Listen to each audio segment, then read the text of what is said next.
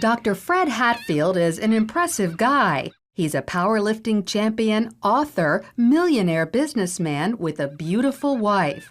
But he'll tell you his greatest accomplishment is killing his cancer, just in the nick of time.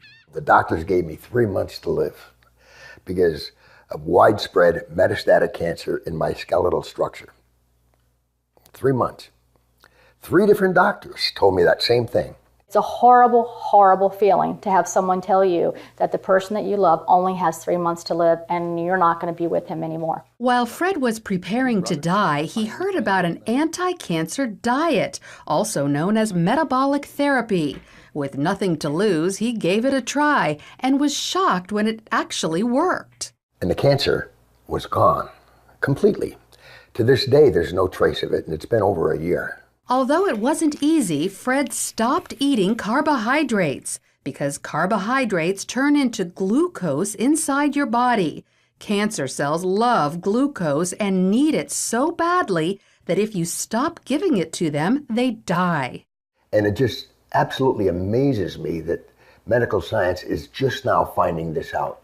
Fred's recovery was not a surprise to Dr. Dominic D'Agostino. His team of scientists at the University of South Florida study metabolic therapy. When they removed carbohydrates from the diets of lab mice, the mice survived highly aggressive metastatic cancer, even better than when they were treated with chemotherapy. We have dramatically increased survival with metabolic therapy.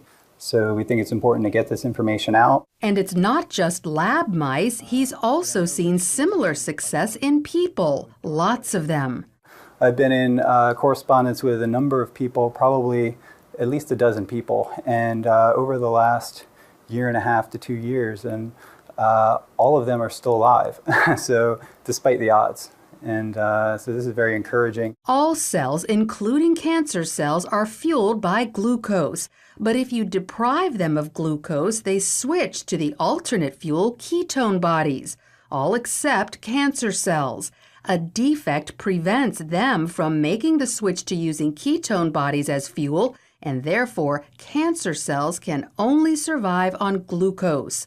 All other cells can use either glucose or ketone bodies. Your normal cells have the metabolic flexibility to adapt from using glucose to using ketone bodies. But cancer cells lack this metabolic flexibility, so we can exploit that. People like Fred, who deprive their cells of glucose and fuel them with ketone bodies instead, eat what's known as a ketogenic diet. It consists of almost 0 carbohydrates, but lots of natural protein and fat. You can go online and there's just cookbooks and, it's clean eating, just very clean eating. None of the sugars, the salts, the trash food. Natural proteins are ones in their original form, but processed meats like cold cuts and hot dogs are off limits because often carbohydrates have been added to them. Natural fats are in their original form, like olive oil, avocados, nuts, and also coconut oil. But stay away from trans fats such as shortening or margarine, which are man-made. Some people are afraid to try the ketogenic diet because they think all this fat is bad for their heart. But more doctors are now saying natural fat is actually good for you, even natural saturated fat like coconut oil and butter. Doctors like cardiologist Stephen Sinatra. Is cholesterol the major cause of heart disease?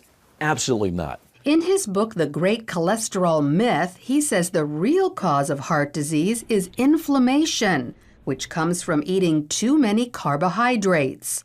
We need to coach our patients and empower them about the dangers of sugar.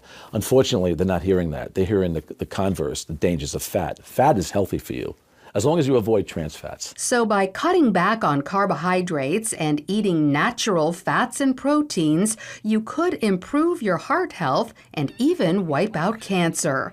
Lori Johnson, CBN News.